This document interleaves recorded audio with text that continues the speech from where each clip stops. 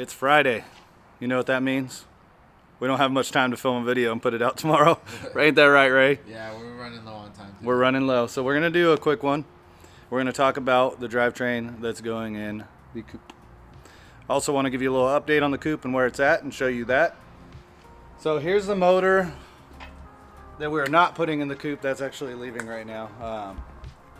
Getting picked up. I was going to do a KAT. I don't know.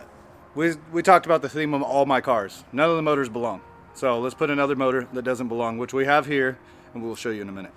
But as far as coupe progress goes, I finished the corner that we welded up in a couple videos ago. And we got this all primered, bodywork, metalwork, and got it looking pretty saucy. So this one right here is ready. We just got to do a scuff on it, and then it'll be ready for paint. We got the paint. Rob picked it up already. We got the roof skin removed off of the other roof. So that portion of roof we bought that was cut, it's been skinned. We set it on there to check it. It looks like it's going to fit good. We're going to have to cut the seams all where we want them, clean up all the surface rust. I got some weld through primer. So we'll do that. We'll get this all prepped. Next video we will be putting this on, which we may film this weekend. We'll see what the schedule looks like. But fits well, looks good. Nice. It's gonna give me a ton of headroom. We also have the bracing that came off the other roof. The whole reason why I wanted to remove this skin off that roof that we bought and not the person I was buying it off of is because I want to make sure I got everything I need bracing wise. Lines up good. Obviously we're getting some surface rust because it's been sitting out here for a couple days since we cut it. Easy to fix. Well, like I said, we'll clean it up, prep it, paint it. As far as weld through primer. And then just keep trucking along. So we'll get the roof on it. We'll get the other part of the engine bay up to par, like this side. It'll have a hole also. I knocked out a 4-inch hole for 3-inch intercooler piping. Nice. So that's ready. And you know, it looks OEM-esque. A little fresh. Yeah, it looks good. I'm starting to feel like I don't even want to put an interior in this. I just want to do a wild cage and do a dash. I honestly knew you were gonna have that thought eventually. I've been thinking about it, but it's kind of after driving that a lot. Like I'm doing second gear entries in here now and stuff like that. So now after driving that around a lot, I was like, I kind of need a seat time car. I need something that is kind of raw inside so that I don't care as much. Because I'm a firm believer in like clean interior makes the rest of the car feel clean, Yeah. right? So like you go and wash and clean the inside of your car, but you don't wash the outside. You're driving around, it feels kind of good still. Yeah. You're like, you yeah, my don't- car feels clean. From your perspective, it's clean. Yeah, so if I leave it raw inside, I won't really care. Exterior aesthetic's still gonna look good. I'm still Yeah. gonna go with the final finished product. But, you know, I can make it a little raw inside. I might want to drive it harder. That might also be bad for me driving to work. like, oh, look at this perfect turn. Especially with the motor you're gonna be putting in it. Yeah, a lot of people are gonna be surprised that I'm doing this drivetrain. Should we go talk about it a little bit? And Yeah, let's go check it out. talk about what we're gonna do and why. I did get the brake lines in for the S13 hatch too, so we could pull the calipers back off here soon, paint them and all that, and we'll just show you what it is, finished product, final product. So, like I said, KA, Goodbye. goodbye, good riddance, so long, farewell. Small package. Can anyone take a guess at what this is? And if you're one of my close friends, shut up. How many cylinders? How many cylinders? Well, it's about, you know, my forearm length, so that will tell you 4 cylinders, you know. All right, so reason why I'm doing this motor, I've been on Nate about turbo and his. And since I'm on Nate about turbo and his, I'm just gonna do the same motor with a bigger turbo. I went with that. This is a K24A, so it's a JDM motor. Still has, ooh, that thing's on there. The 3-lobe cams. So cool thing is, you know much about this, Ray? No, not at all. So when you're driving around and you're not on VTEC, it's riding on the lower lobes. See how these are shorter than the center? and as soon as VTEC kicks in, it locks it up, the rocker, and it rides on this leg.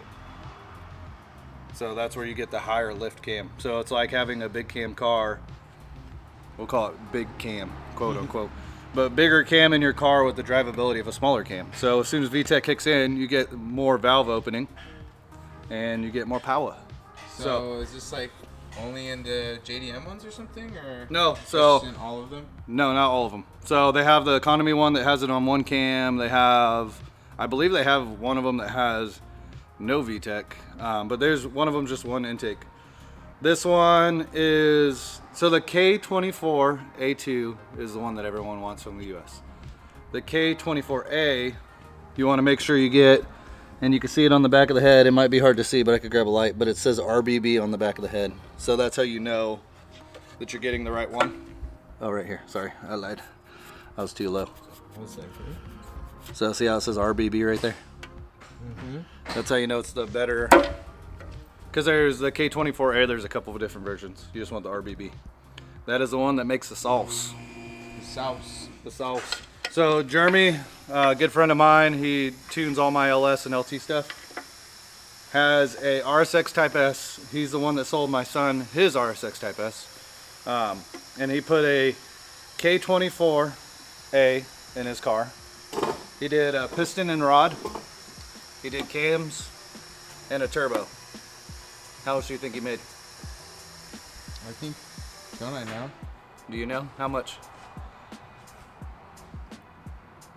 What was it? I don't want I want to hear your guess. I want to hear your guess. I could have sworn I heard like either number 7 or 5. What would you say? What would you think this 4-cylinder made? Probably 5. No, it made 700. It was 700. So he made 700. Stock sleeve, stock block, bigger cams. He did the 45-degree cam phaser, so it advances up to 45 degrees. And obviously different oil pump. So K20 oil pump gets rid of all the balance shaft stuff, which you'll see in a future video. If you guys want to see a video of us actually putting this together and building it after we get the machine work done, because I am doing piston and rod. I'm still trying to decide on cams, but if you guys want to see that, let me know. I'll show you. I will show you the way. The way. But yeah, so Jeremy made 700 easy, and he ran out of fuel. I could go with the bigger injector since he already wrote the recipe and we know what it did. I could easily mimic his recipe and go bigger injector and make over 700. There's people out there making 900 stock block. So, Really? Yeah. Wow. Which is pretty rowdy, right? It's pretty rowdy. So when Nate's happy that his car made, 300, I'll be like, okay, let me turn off half my cylinders. Let me go with my 2-cylinder motorcycle engine. No, but these are pretty stout. And I wanted to do it just because I thought it'd be cool to take front wheel drive motor and throw it in there. It's been done before. I'm not writing something new. But I needed a 4-cylinder car, right? Yeah. I have an inline 6, I have the V8. I needed something 4-cylinder, something fun. So I wanted to unveil the motor to you. And something like durable, I feel like. So there is mixed reviews on durability on these for the type of driving that I'm going to do. There's a lot of people that are blowing them up, drifting. Okay. But that could be oil scavenging issues. Maybe the oil pans they're using don't have trap doors and the sumps, sucking air. Then the bearings don't get oiled and they blow up that way. I don't know. I haven't seen any good data on why they're blowing up. But I got this thing cheap. This was less than, trying to think what's on that motor. Actually, my harmonic balancer on that motor costs as much as this whole drive. No, this whole engine, long block. So you got a good deal. No, that's just how cheap they are. I did get a good deal, yes. So you can find them on Marketplace. You can find them on eBay. The K24A, like I said, just make sure you get the RBB if you're trying to do something performance based. But you can find them everywhere. So should I say how much? Does it matter? I'm the guy on Marketplace that you hate. I'm like, oh, you asking 900? I'll give you 750 tonight. So that's what I did. I said, oh, you want 900 bucks? I'll pick it up for 750 bucks. And the guy said, come scoop it. I have someone coming tomorrow if you come tonight. Yeah, so 750 bucks. Piston and rod on these is crazy. Like I'm used to the V8 high horsepower stuff, so like prices are all relative, right? If you build only Honda stuff and 4-cylinder, it might be like, oh, it's still kind of steep, but piston and rod for this thing's just over $1,000 bucks. That's a weak link of it. Not even a weak link. They still make over 500 stock piston rod. But yeah, so I think we'll say 1,000 piston rod. I still got to decide trans. You guys give me your input. I'm not a big CD fan. I've driven a bunch of cars with the CDs in them from the Z's. If they're not in their stock chassis, the aftermarket swap shifters feel like shit to me. Okay. So I don't know if I want to go T56. That's the trans that I have on the S14. It's a GM trans. I'm familiar with them. They use them in a lot of platforms. It's a great swap trans. There's also the BMW trans people use. I believe it's the ZF out of like M3. Don't quote me. I'm not a Beamer guy. I don't like the Euro stuff that much, but not that I don't like it. I just never had one. Yeah. Which E36 M3 is a dope car. That's one of my favorites. So, still deciding on trans. We got our engine management figured out, which that's already on its way tonight. It's dark. Stick with what all the other ones have. Yes and no. So it is the same as what I'm running. It's all Haltech. Those all have Elite 2500s. I plan on putting Elite 2500 on this, but a buddy hit me up that's trying to buy a car, and he goes, "Hey, I just paid $1,800 for this. I'll give you a good deal." So I said, "What's the good deal?" Well, it was a good deal. So I'm picking it up, or he's dropping it off. But it wasn't a 2500? No, it's the S2. So the Elite series, you have to have a wideband controller. It's a separate box for the wideband signal to go in and communicate via CAN to the ECU. With the S2, you don't need that. It's all built in. So that's cool. It's one less box to have in the glove box. I have it in that one where I have a couple, things going in and out of the glove box just to control everything. GPS module for speed, all that. You won't need that with the S2. GPS module I think I'll still need if I use my Speedo that way. But this one I'll probably use the speed sensor. Nice. So, yeah, so ECU's figured out, engine's figured out, trans is still indecisive. As you can see, I will buy what I need to complete the vehicle. Yes, sir. So this one I really want to go hard on. I want to get this bay ready. Here, quickly, get the roof on, get the other side of the bay prepped, get that painted, and then start getting this motor in there. I need to decide if I'm going to fab up my own headers or manifold, turbo manifold. So I need to decide if I'm going to do that. Intake, I'm just going to buy one. They're relatively inexpensive. Once again, compared to the V8 stuff, it's dirt cheap. So I'm going to do that. I found that already. Kind of have the recipe already figured out of what I want to do. So 700 horsepower Honda. Here we come. Nice. It's going to be crazy. Should I shave this? Should I shave the Honda off? No. Should I shave the Honda off and put Nissan? No. That's a KA24. This is just a K24. Same, it's just delete the A. True. No, you got to keep the Honda emblem on there. I don't know if I can do it. Another Klarman spiteful build. The RB was I need to finish. Okay, I know. I know, guys, I know. But the RB car was to go out there and have fun racing with Nate's dad because he has an RB car. Kind of show him that, with the smaller tire and stuff, it's still a fun car. Don't have to make crazy power, which I still want to make like 500 in that one, which is a lot in the S chassis. And then the K series was to go out there and try to convince Nate to turbo the S2K. Let's get in the K. Get him to do some drifty boy stuff in the S2K. Even though they're really well balanced cars, they're not the best drift cars. It's rear wheel drive. It's the only rear wheel drive car he's got. Still have fun. Yeah, exactly. Plus, I'm getting old, man. I feel it in my bones.